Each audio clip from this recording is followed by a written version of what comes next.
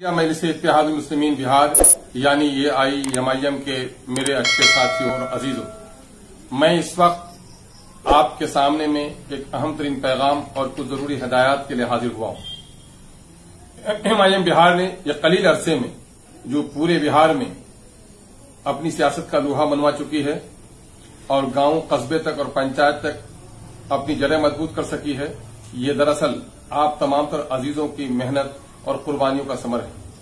मैं इसके लिए अपने उन प्रवासी भाइयों को जो परदेश में रहकर अपने घर का भी ख्याल रखते हैं और पार्टी का भी ख्याल रखते हैं, विदेश में रहने वाले उन नौजवानों का जो विदेश से जहां अपने घर बीवी बच्चों की फिक्र करते हैं उससे कुछ कम MIM के बारे में नहीं सोच रहे हैं, सोशल मीडिया के साथियों का, छात्रों का, किसानों का और मजदूरों का, बुद्धिजीवियों का शुक्रिया अदा करता हूं कि आप तमाम तर लोगों ने यह कलील अरसे में 5 साल के कलील अरसे में MIM को बुलंदी तक पहुंचाया है।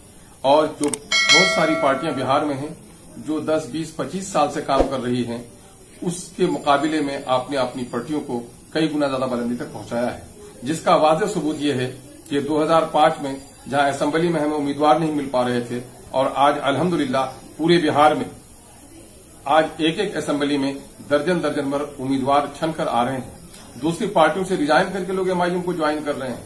हर जन के MIM इस वक्त बिहार में न इख्तिदार में है, न ठीके दे सकती है, न कोई मजबूत पैरवी कर सकती है।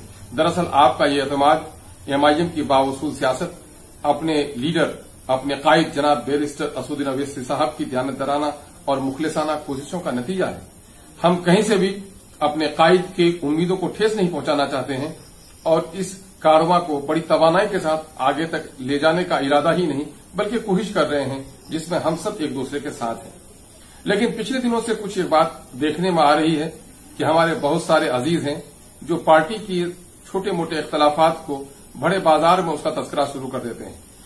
यकीन रखो और एतमाद रखो अजीजों कि कोई भी तहरीक, कोई भी तंजीम, कोई भी संगठन अगर अपने उसूलों पर कायम नहीं रहे और अखलाक की पाबंद न रहे तो वो फौज, वो जमात, वो संगठन न कामयाबी हासिल कर सकती है, न कामरानी से दो चार हो सकती है, बल्कि नाकामी उसका मुकद्दर बन जाती है।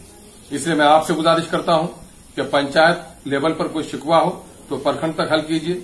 अगर प्रखंडों की कोई शिकायत हो या जिला की जिमनी जो हमारे दूसरे संगठन है उसके कोई अख्तलाफात हो, जिला के फोरम पर लाइए। मुख्तलिफ अजला में अगर कोई शिकायत आपको हो तो जो आपके राज्य स्तरीय संगठन के पदाधिकारी हैं उनके दरमियान में मसाइल को आप पेश करने की कोशिश कीजिए। आप जो सोशल मीडिया पर सारी बातें ला रहे हैं, हर चंद के मैं ये महसूस करता हूं कि इसमें कुछ हमारे नादान अजीज भी हैं और इसमें दुश्मनों का भी एक बड़ा तबका है, दूसरी पार्टियों के लोगों का भी एक प्रॉक्सीवार है जो अपना नाम बदलकर MIM का टैग लगाकर इस किस्म के बिलावजह बहस को परवान चढ़ाने का काम करते हैं।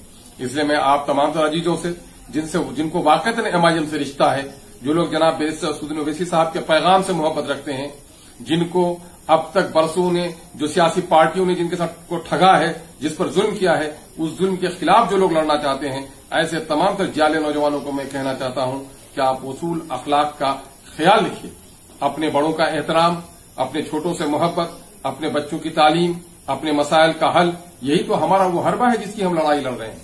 हम अपने अखलाक और उसूलों को कुर्बान करके हम ये लड़ाई नहीं लड़ सकते। इस वक्त पूरी दुनिया कोरोना की लड़ाई लड़ रही है, कोरोना से हमें भी लड़ाई लड़नी है, लेकिन साथ साथ बिहार में आने वाले इलेक्शन के लिए हुकूमत तैयारी कर रही है, हमें भी अपना कमर बस्ता होकर के तैयार होना है, हमें इख्तिलाफ को परवान चढ़ने नहीं देना है, लेकिन कोरोना और इलेक्शन को सामने में रखते हुए अपने बुनियादी मसाइल को नहीं फरामोश करना है। आज इस इलाके में मसला है, मक्का के किसानों का मसला है, हमारे बच्चे जो गरीबों के बच्चे हैं, जो दलितों के बच्चे हैं, अकलियतों के बच्चे हैं, स्कूल से महरूम हो गए हैं। ये बेईमान लोग जो लोग दिल्ली और पटने में बैठे हुए हैं, बड़े लोगों के बच्चों को तो ऑनलाइन पढ़ा रहे हैं, इनकी कोचिंग हो रही है, बाजारों में इन्होंने आम लोगों को चलने की आजादी दे दी है, गांवों में लोग चौक चौराहों में भीड़ जमाए हुए बैठे हैं, लेकिन स्कूल हमारा वीरान हो गया है।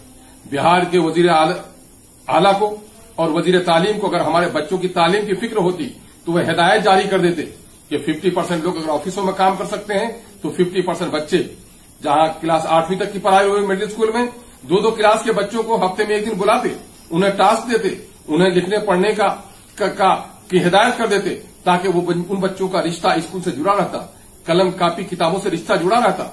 हाई स्कूल के बच्चों का बड़ा कीमती साल गुजर रहा है, उनको भी कहना चाहिए था कि साहब अगर 4 क्लास की पढ़ाई हो रही है 8, 9, 10 की अगर पढ़ाई हो रही है वहां पर, तो वहां पर आपको करना यह चाहिए था कि एक एक क्लास के लड़के एक दिन आए, पूरी सोशल डिस्टेंसिंग का एहतमाम किया है। टीचरों को आप तनख्वाह दे रहे हैं, आप कपड़े का पैसा दे रहे हैं, रिश्वत के तौर पर आप खान खुराक का पैसा देने की बात कर रहे हैं, लेकिन बच्चों को तालीम से महरूम रखे हैं। मेरे नौजवानों, इस बात से लड़ना है, लड़ाई हमको लड़नी है।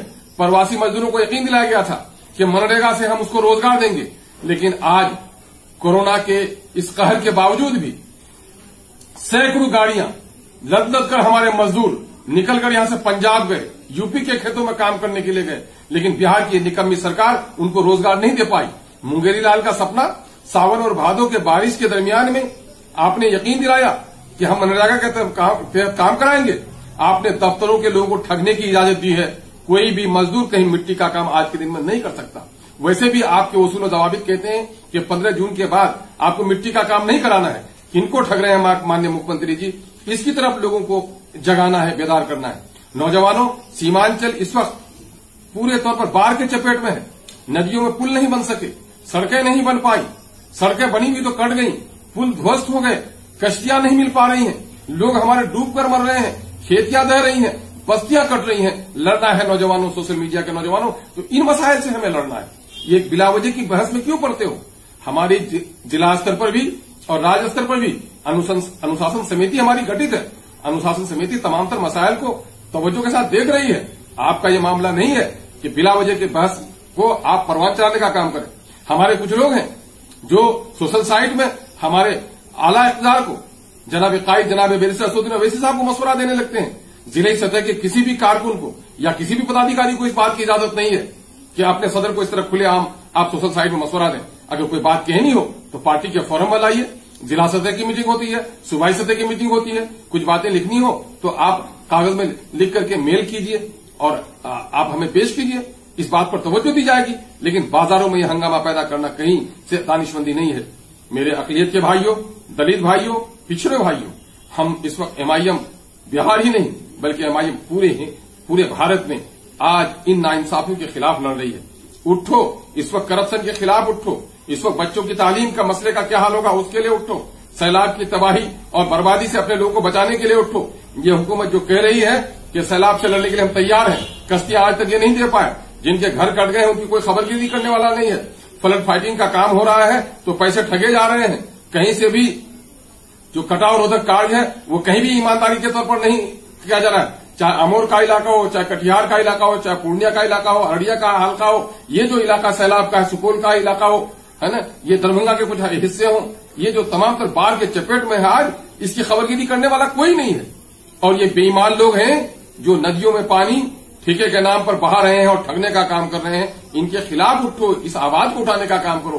किसने तुम्हें बहका दिया है कि अपने पार्टी की बातों को सोशल मीडिया पर इस तरह छेड़ रहे हो? लगता है कि कोई दोस्त नहीं, कोई दुश्मन तस्करा कर रहा है। यकीन जानो, किसी से मोहब्बत का तकाजा ये है कि उसकी नाक की मक्खी को पंखे से, हवाओं से टालने की कोशिश करो।